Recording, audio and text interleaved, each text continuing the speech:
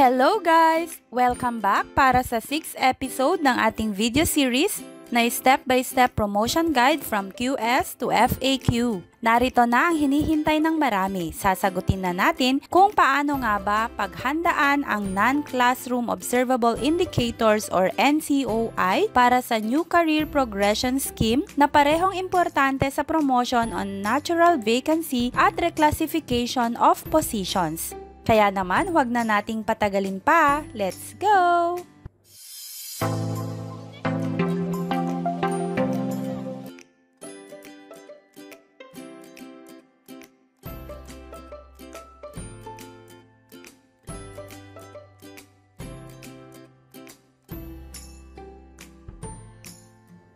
Siyempre, nandito na naman tayo sa DepEd Order number 20, Series 2024, kung saan makikita ang mga guidelines on promotion. Tutukan natin ang mga pages kung saan makikita ang tungkol sa ating non-classroom observable indicators. Dito nga sa page 16, makikita natin ulit ang table for point system for comparative assessment. Dito nakalagay na ang PPST NCOIs, portfolio annotation, and BEI or interview ay 15 points. Kumpara sa performance and COI ay mas maliit ang NCOIs. Ngunit huwag kayo, isa ito sa talagang paglalabanan sa ranking dahil di tulad ng ibang criteria na pre-identified na kung ilan ang points mo. Ngunit sa NCOI, kailangan dito ng actual skills ni teacher applicant katulad din sa demo teaching under COI. Dahil nga sa COI, hindi lang papel ang magsasalita, kundi matetest ang kakayahan natin sa pagtuturo at sa kabilang banda, dito naman sa NCOI, matetest ang kakayahan nating mag-explain ng objective based sa ating portfolio at syempre makikita na rin kung ano nga ba ang mga accomplishments natin. Ngayon, dito na tayo sa number 46 ng page 25 kung saan makikita ang tungkol sa NCOIs. Pansinin natin ang bahagi ng memo na ito dahil ipapakita ko rin ang memo ng reclassification para makita ninyo na parehas lang ang comparative assessment procedures sa natural vacancy at reclass. Narito nga ang DepEd Order number 24 Series 2025 o ang guidelines on the implementation of the expanded career progression system for teachers and school head in the Department of Education. Tatalakayin natin ang memo na ito sa susunod na videos, ngunit ipapakita ko lang na may comparative assessment din dito tulad sa DepEd Order number 20 Series 2024. Puntahan natin ang bahaging sinasabi ko na magkatulad talaga sila. Nandito nga ang pinakita kong table katulad kanina sa naunang memo. Mayroon ding ditong table ng point system for comparative assessment. At syempre, mayroon ding discussions on the procedures on how to conduct the assessment of the NCOI. Kaya naman maliwanag dito na parehas na may comparative assessment ang promotion through natural vacancy at reclassification of position. Kaya opo, kahit sa anumang paraan ka magpapromote, magde-demo tayo at magpre-prepare para sa NCOI. Kaya naman, dito na ulit tayo sa NCOI procedures. Nandito tayo sa number 46, basahin natin ang pinakamahalagang bahagi. The demonstration of NCOIs shall be assessed through the applicant's annotation of the submitted means of verifications from their RPMS portfolio and their responses to the interview validating the actual achievement of the identified NCOIs. It shall be done through the accomplishment of the Portfolio Annotation Form or PAF and Behavioral Events Interview. Mayroon tayong tatlong considerations sa stipulations na ito ng memo. Una, sinasabi na ang NCOIs ay masusukat gamit ang annotation ng applicant sa submitted MOVs. Ibig sabihin dito, dati nang nasubmit ang MOVs together with the pertinent documents during the pre-assessment. Nabanggit ko na rin ito sa naunang episodes. Narito ang basis natin kung bakit sinabi kong kailangang isabay ang NCOI sa pertinent documents for application. Dito kasi sa submission and receipt of application documents, makikita natin dito sa M ang other documents as may be required by the HRMPSB, including but not limited to portfolio, for the assessment of the identified PPST and COIs. Na-mention dito na kailangan na talagang isama ang portfolio sa mismong pertinent documents for application. At dapat alam din ninyo na kung ano ang nasubmit dito sa application documents ay hindi na pwedeng bawasan o dagdagan pa during the comparative assessment dahil nga protected ang mga files na isasubmit natin ng Omnibus Sworn Statement. Kaya naman, dati na nating ihanda ang ating NCOI portfolio once na meron ng call for assessment. Mamaya, ipapakita ko rin kung paanong naka-align dapat ang inyong mga NCOI MOVs sa mga RPMS portfolio ninyo for the last 3 years. Ikalawang consideration ay ang 2 beses na pagde-defend ng ating NCOI portfolio. Ang una ay kailangan nating masagot ng maayos ang PAF or annotation form. Isasagawa ito sa mismong assessment na parang on-the-spot test. Makikita natin mamaya kung paano. At kadugtong nito sa ating NCOI assessment, maa-assess pa ulit tayo through oral interview. Ito yung tinatawag na behavioral events interview. Kailangan nating magsulat para mag-explain at kailangan din nating magsalita para masagot ang mga tanong sa interview na may kinalaman sa ating mga MOVs at sa mga identified indicators. Dito na tayo sa A kung saan makikita natin ang mga identified NCOIs para sa iba't ibang positions. Nakalagay nga dito na unless otherwise modified by subsequent issuances, ang mga indicators na ito ay siya na talagang magagamit sa pag-a-assess natin ng NCOI points. Kaya naman, huwag tayong malilito, mag-focus lang tayo sa mga indicators dito ng ina-applyan nating position.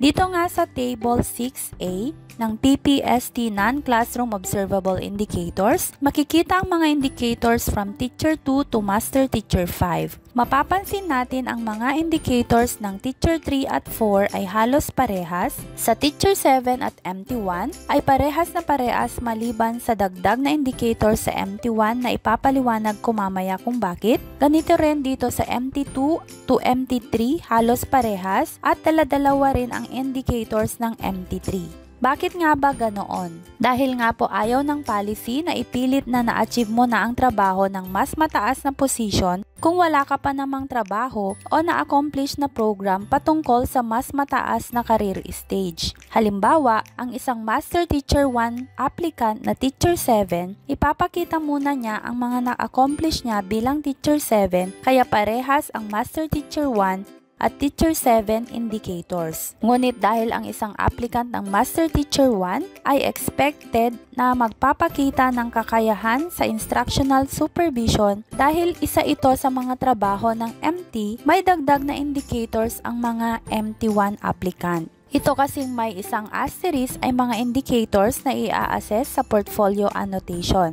Ibig sabihin, narito ang mga paliwanag ng applicant tungkol sa mismong MOVs nila. Ito namang indicators na may 2 asterisk ay siyang maa-assess during the interview. Ito yung mga indicators na under highly proficient level na.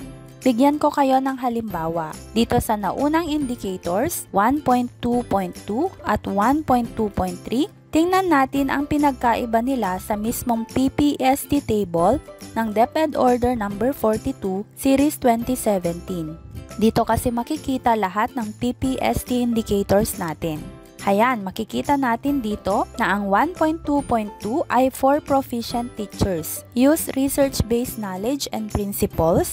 Samantalang itong 1.2.3 ay under sa highly proficient teachers at ang objective ay collaborate with colleagues in the conduct and application of research to enrich knowledge of content and pedagogy. Ang palagay ko dito sa interview ay tatanungin ang isang applicant kung paano siya makikipag-collaborate sa kanyang mga kasamahan once na ma-promote siya bilang isang Master Teacher 1. So ito po yung dahilan kung bakit dala-dalawa ang mga indicators dito sa MT1. Same na rin sa Master Teacher 3 dahil from highly proficient, ang MT3 naman ay distinguished teacher ang level. So I hope maliwanag na tayo sa bahaging yan. Huwag nang magugulat ang mga MT1 at MT3 applicants kung bakit dala-dalawa po ang mga indicators ninyo. Siya nga pala, makikita natin ang link ng mga forms na kailangan sa NCOI assessment dito sa letter B.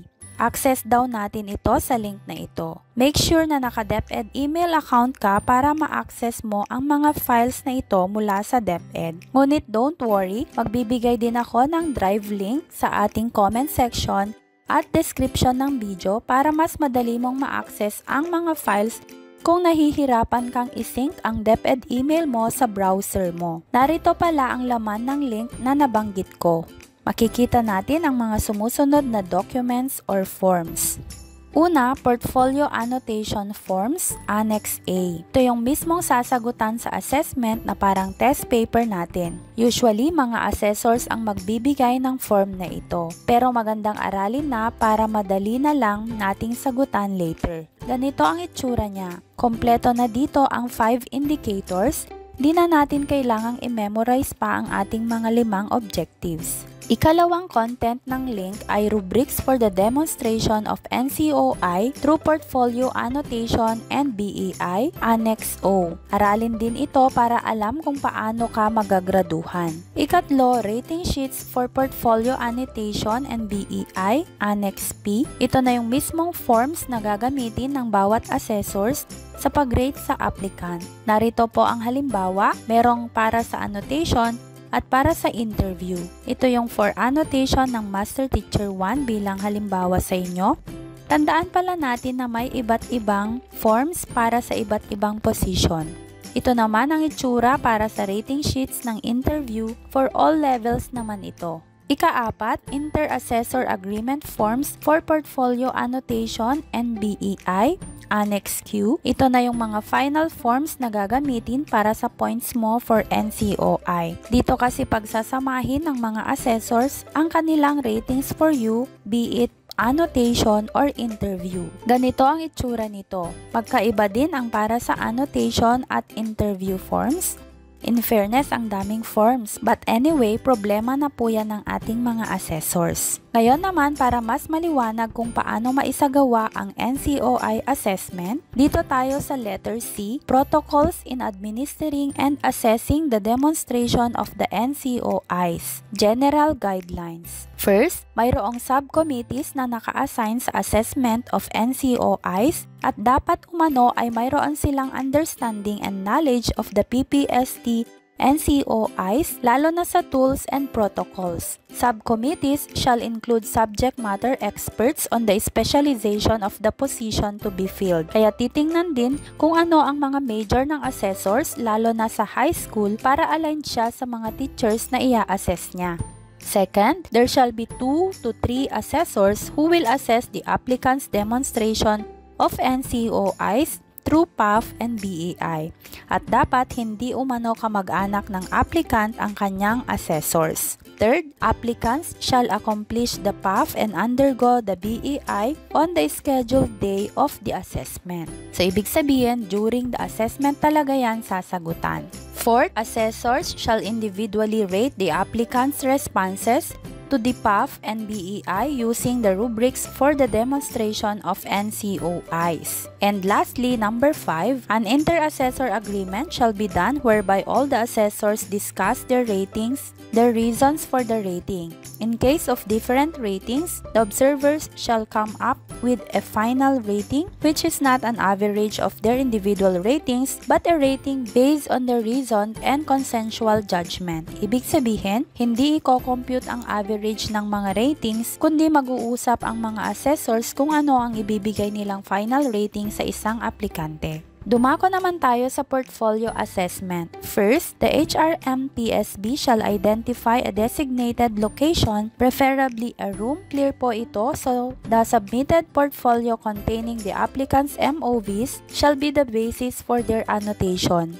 Ibig sabihin, wala dapat daladalang PAF ang applicant tulad ng sinabi ko kanina. Kung ano din ang dating na-submit na pertinent papers as MOVs, yun na rin ang i-annotate. Bawal na pong mag-insert or magdagdag pa. The corresponding NCOIs in the applicant's present career stage shall be used. May mga nalilito din sa stipulation na ito, but the logic is, syempre kung ano ang inaplayan ng teacher, yun ang sasagutan niyang annotation form. Kaya nga sa form ay Master Teacher 1 applicant ang nakalagay. Ibig sabihin, Teacher 3 ka man kung MT1 applicant ka, yung form ng MT1 applicant ang gagamitin mo. Third, the applicant shall be given at most 2 hours to accomplish the complete set of PAF. So 2 oras lamang po ang ibibigay para masagutan ang 5 indicators sa PAF.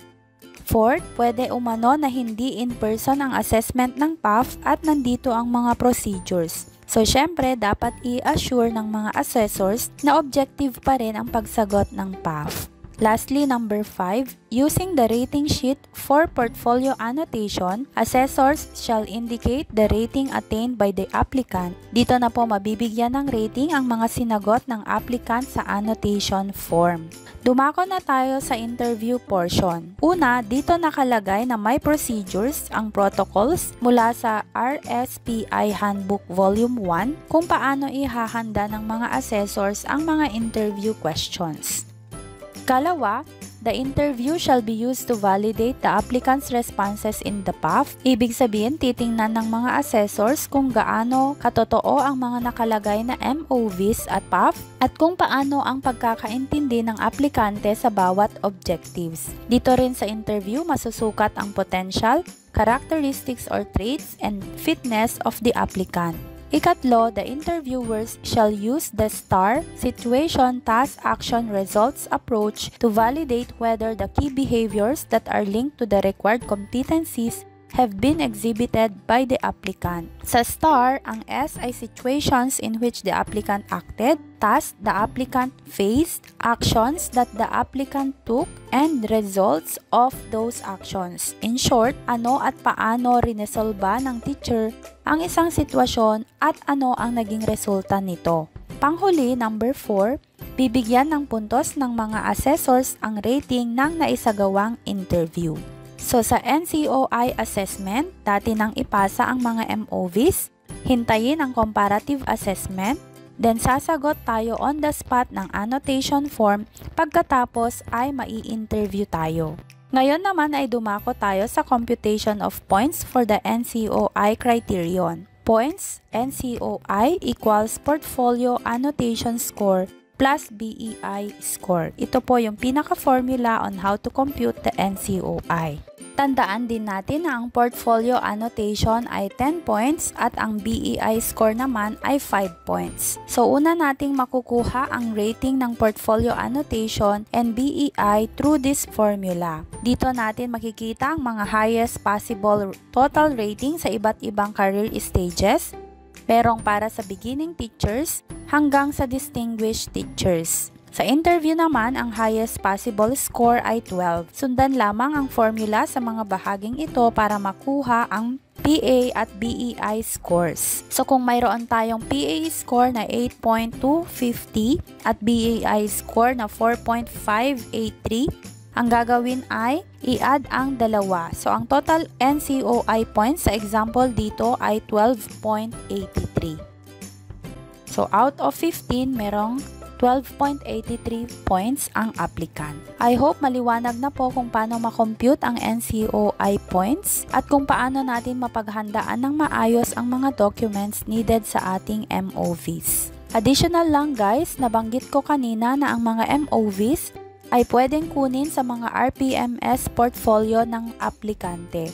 At dahil nga 3 years na IPCRF ang tinitingnan sa qualification standards, sa last 3 years din na portfolio makukuha ang mga MOVs natin. Narito pala ang ginawa kong summary of MOVs from different IPCRF tools for the last 3 years from 2023 to 2025. Naka-attach ang mga files na ito sa digital products na NCOI Ultimate Guide. Makikita ninyo dito kung saang school year ninyo mahahanap ang objective na aligned sa indicator ninyo. Nandito rin ang mga MOVs na siyang nakalagay mismo sa ating RPMS tool. At ito naman ay ang performance indicator kung paano makakakuha ng outstanding or perfect na rating. Mapapansin kasi natin dito na may mga ilang objectives na isang MOV lang ay sapat na pero may mga indicators na ang hinahanap naman ay samples in each quarter of the particular school year. Kaya para hindi tayo malito, ginawa ko itong summary guide. Mayroon tayong guide na ganito from Teacher 2 hanggang Master Teacher 3 lamang dahil wala pa noong RPMS tool para sa Distinguished Teachers. Makukuha ninyo ito once na nag-avail kayo sa particular na position na ina-applyan po ninyo sa ating digital product sa aking Facebook page na Taking Teacher. So finally, hindi ko sinasabi na perpekto ang bagong promotion policy ng DepEd. Alam nating lahat na mahirap, nakakalito, nakakalula minsan ang mga requirements. Pero tandaan natin ang kasabihang mas mabuti na ito kaysa wala. Noong mga nakaraang taon, hanggang Teacher 3 lang ang promotion track nating mga DepEd teachers. Ang tanging pag-angat natin ay pagiging Master Teacher, ngunit alam nating very limited ang slot para sa Master Teacher. So ngayon, meron na tayong pagkakataon para sa career progression. Oo, maraming papel ang kailangan, totoo yan. Pero isipin natin kung walang dokumento ng achievements at accomplishments, paano magiging objective at patas ang assessment? Kung pagbabasehan lang ay tansya-tansya o pabor-pabor, tsak na may mga magrereklamo at maraming magiging biktima ng favoritism. Ngayon, kahit matrabaho, mas makikita na kung sino ang nagsusumikap at kung ano ang totoong nagawa natin. Maganda rin na kasama sa sistema ang iba't ibang aspeto tulad ng performance, IPCRF, demo teaching para sa COI at portfolio para sa NCOI. Ibig sabihin, hindi lang papel ang kailangan nating ihanda para sa pointing system. Dito pumapasok ang tunay na sukatan kung sino nga ba ang talagang magaling magturo at kung sino ang may ginagawa. Isa pang maganda na nakikita ko sa policy na to ay hindi puro diploma o trainings lang ang batayan. Oo, advantage kung may master's degree ka o doctorate ka at maraming certificates. Pero kung wala man, pwede ka pa rin makipagsabayan sa ibang guro kapag meron kang mas mahabang experience sa pagtuturo o sa current position mo. Sa madaling salita, mas holistic at balanced ang pamantayan. Pinagsasama-sama dito ang academic preparation natin, professional development, performance at actual teaching skills. Kaya kung ako ang tatanungin, ang pinakamainam na gawin ay magpakitang gilas sa demo teaching, maiayos natin dapat ang mga accomplishments, at seryosohin ang ating mga performance outputs, lalo na ang ating yearly IPCRF. Hindi ito ginawa para pahirapan tayo, kundi para mas malinaw kung paano natin mapaghandaan ang ating promotion. Sa huli, wag na tayong maging bitter. Ang mas maganda, simulan na nating maghanda. Basahin at unawain ang policy, planuhin ang ating career growth, kung saan nga tayo papunta, at gawin ang best natin sa pagtuturo. Sa ganitong paraan, makakakuha tayo ng mas malaking chance para sa promotion at ma-realize natin na ang sistemang ito ay para sa ikabubuti din natin. Dito na po nagtatapos ang episode 6 tungkol sa kung paano paghandaan ang NCOIs. Sa last episode natin, episode 7, tatalakayin ko ang mga ilang tanong ng ating mga co-teachers tungkol sa career progression system. Pwede po kayong mag-chat sa akin kung mayroon din kayong gustong linawin para mabanggit natin sa final episode. Kaya abang-abang, para sa mga gustong mag-avail ng NCOI Ultimate Guide, narito ang ilan sa mga sample contents ng ating digital products. Just PM me sa aking FB page na Taking Teacher if you want to avail. Ngunit malinaw kong sasabihin, hindi po ako nagbebenta ng pre-made MOVs. Naniniwala ako na lahat tayo ay matagal nang ginagawa ang mga dokumentong ito at nagsisilbi silang patunay ng ating accomplishments in our own humble ways. Ang layunin ng guide na ito ay maging gabay para mas mabawasan ang oras ng pag-iisip at pagre-research at para makapag-focus tayo sa mga mas mahahalagang bagay, ang pagtuturo at paghahanda para sa ating promotion. Paalala pala, ma'am and sir, mag-ingat tayo sa mga fake accounts at scammers. May ilan na nagnanakaw ng files ngunit kulang, hindi updated, at kadalasan hindi sila makasagot ng inyong mga katanungan dahil mga robot accounts lang sila. Kaya't hinihikayat ko kayong maging mapanuri at huwag suportahan ang mga scammers. Mas mabuting i-report din ang mga account na ito para tuluyan na silang ma-shut. Kung may makita kayong nagpo-post o nagbebenta ng ating digital products, paki-report naman agad at i-PM ako. Dito sa Teching Teacher, sigurado kayong legit, updated at handang tumulong sa inyong mga queries para sa promotion journey ninyo. Paalam na guys! Happy Teching Day!